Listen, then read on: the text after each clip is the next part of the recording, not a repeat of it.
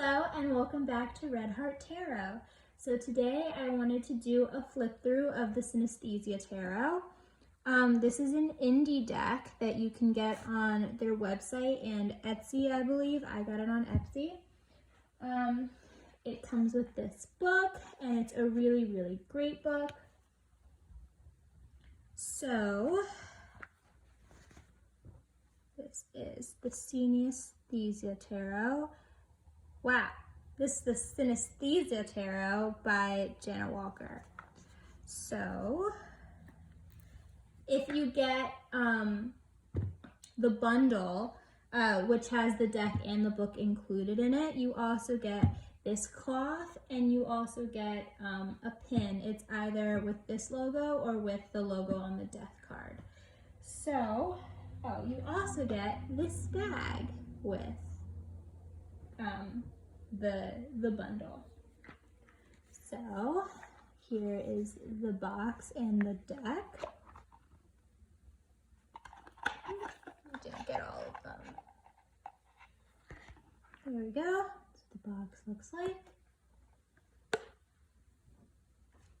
So this deck is so cool because it's very minimalistic, but the cards are matte with silver foiling, and the cards are all edged in black, and it's actually black with sparkles. You can see that. So that's what the backs look like, same as the logo.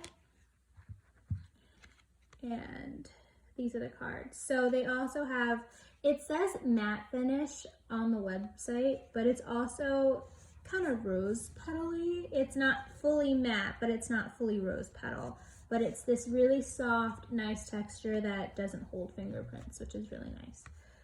So here is the Fool card.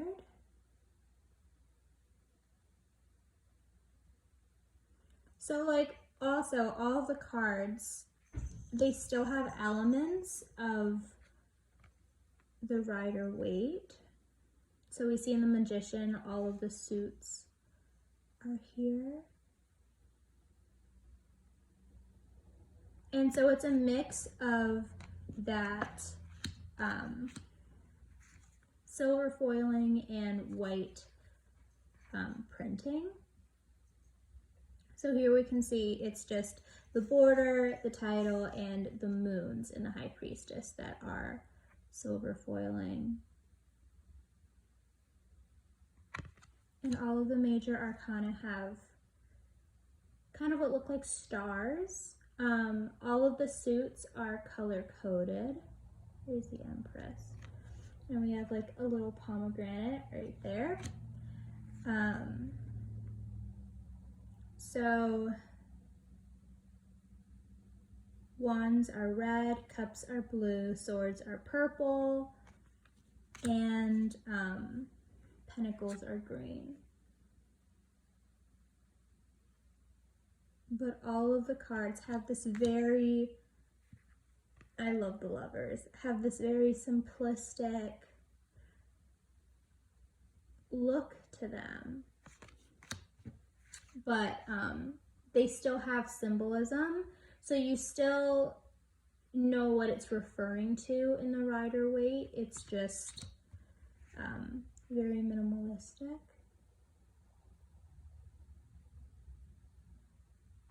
So I would definitely not say this deck is for beginners in the least. It doesn't give you that much to go on. You kind of, not even kind of, you really do have to know the system to kind of get the symbolism in these cards.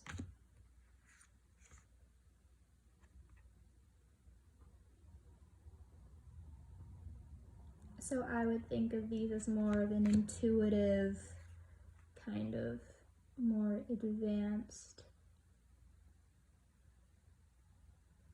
kind of level. So this is with the bundle I got the Death card pin. It's an interesting interpretation of the Death card. I like it though. I love this deck. We have Temperance.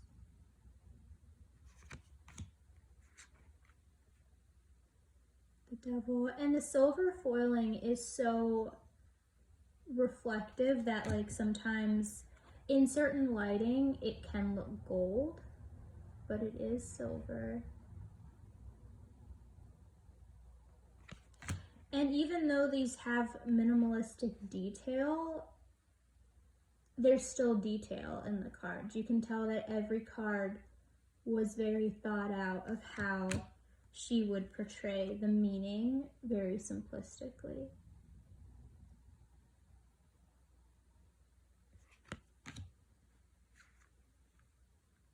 The Sun.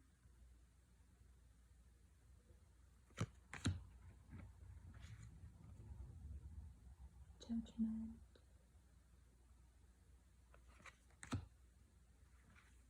And the book also goes into some of her choices artistically and in the symbolism. Here we are in the Wands.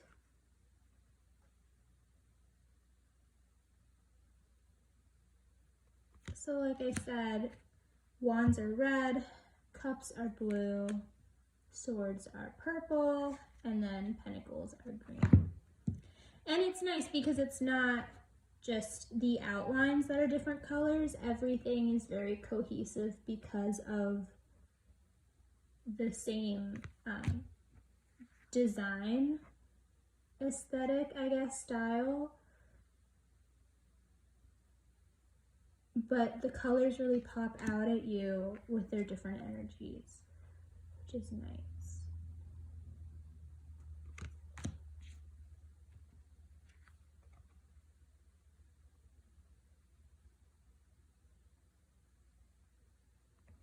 But like even in the wand suit, her choices of whether the wands, which are portrayed as sticks, whether they have leaves or not, is also an artistic decision she goes into in the book.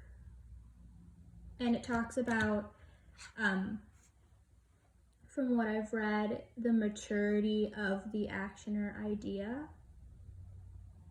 So like the ones with leaves being a younger kind of energy, a more immature energy that still needs time to mature, but the fully formed sticks or wands are more mature energy, ready for action. As you can see in the Page of Wands with the leaves. It's a very cute Page of Wands. And we have these arrows indicating action, movement forward, full circle, Queen of Wands with the Sun,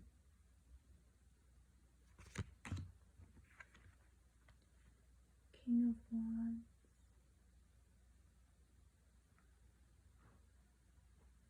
the snake there too. Okay, we're on to cups. It's the Ace of Cups,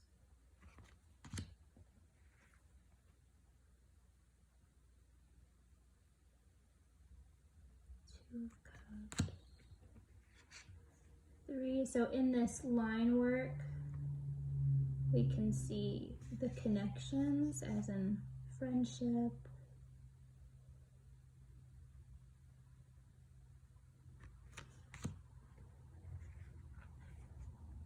and the Four of Cups. We can see how the eye is crossed out, as in not looking at this cup up here. So boredom, not really looking for anything new. Five of Cups. Again, these cups are crossed out, depicting that this eye is more focused on the cup spilled rather than the cups remaining upright. So there is still symbolism in these cards. It's just done in a much more simplistic way.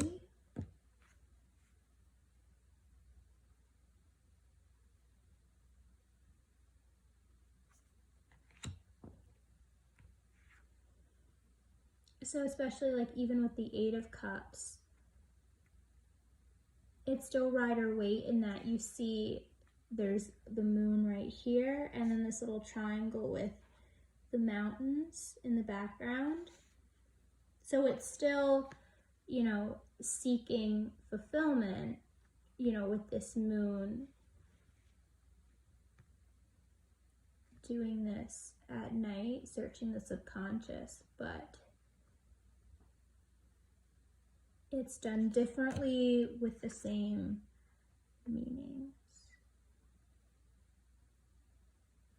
So Nine of Cups is satisfaction, which is why it's a full circle.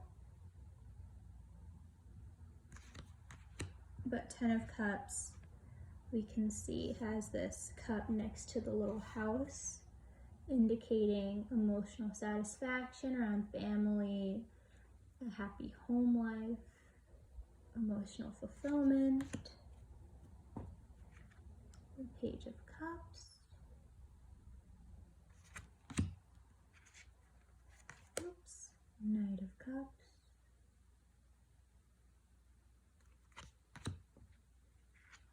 Queen of Cups.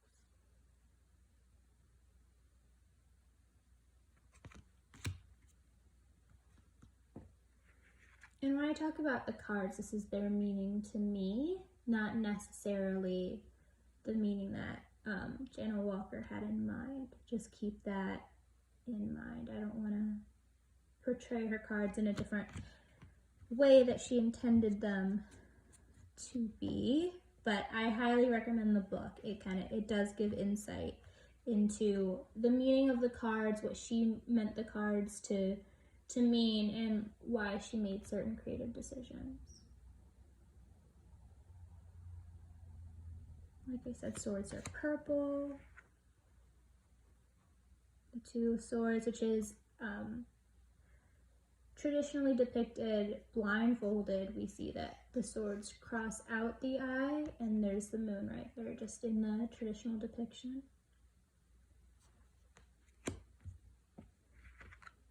Three of Swords. And in this card, what's interesting is that the eye is not crossed out. So in this depiction, it's that the eye is aware of what is causing this grief, sorrow, heartbreak, disappointment.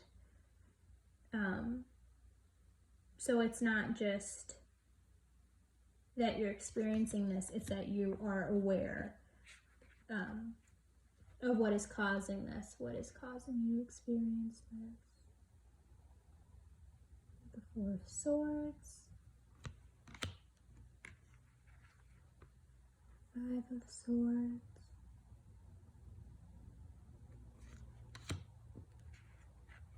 Six of Swords. And like even with this, we can see moving from rougher waters into calmer waters.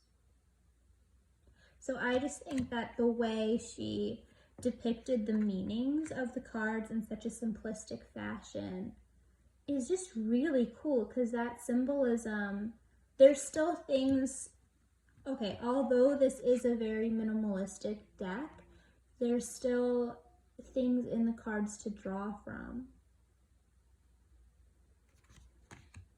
So I think she did an amazing job with this. Like with the eye and the teardrop, it's just such a cool deck with so much meaning and symbolism. And the colors just, it needed this pop of color.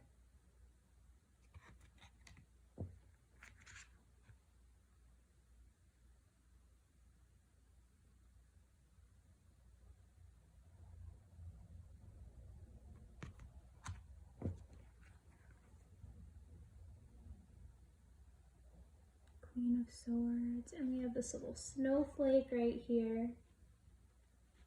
I love the little symbols that she put in this deck.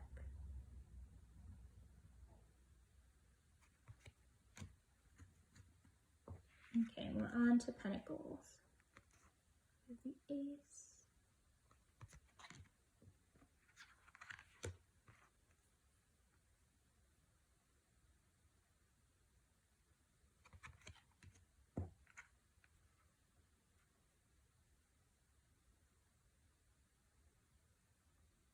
And I love how this coloring goes outside of the borders. It just makes it so much more cohesive looking.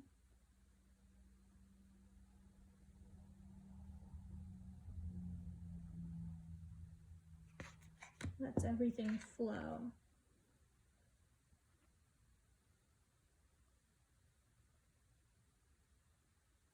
Like even with this card, we see the pentacles falling from the hand and then this line and this empty hand. It's just, I love, I know I've said this before, but I love her depictions. Some of them, yes, more than others, but in general, I love this deck.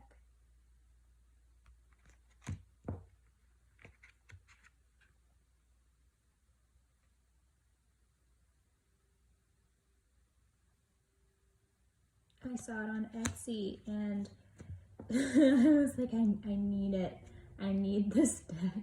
And I looked on YouTube and I didn't see a lot of flip-throughs and walkthroughs of this deck. So I wanted to put one out here because this deck should be noticed more.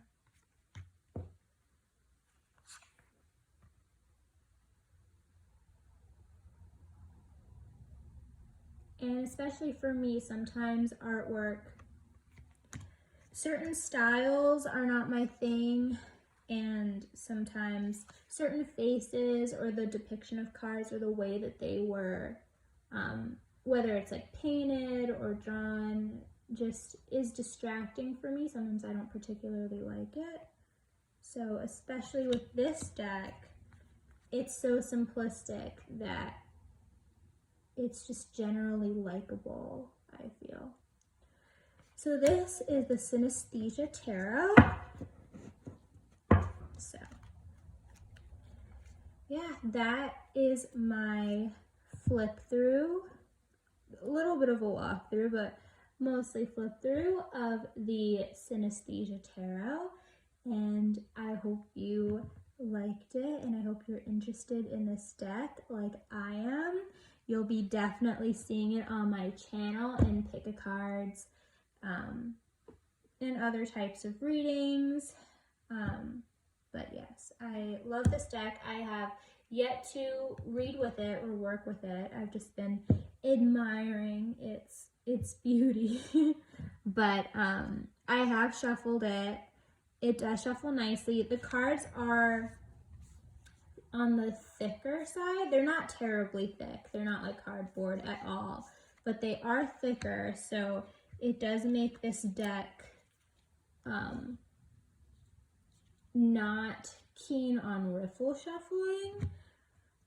If you are a riffle shuffler, this is more of a overhand deck or like a side kind of shuffle deck. But other than that, it is a great deck. The backs aren't completely reversible. They are pretty reversible, as in like if you were shuffling, I doubt you would really notice that some cards are upside down and some are right side up, some are in the reverse, some are upright. But yeah, all in all, I absolutely love this deck. Please let me know your thoughts below. on how you feel about this deck, whether you're going to pick it up. I'd love to hear about it. And if you want to see more from me, please like this video. It'll help me out. And please subscribe. That will also help me out. And the more this channel grows, the more I will be adding videos and doing more with this channel, because I would love this channel to grow and I would love to reach new people. So yeah, I hope you have a great day. Bye.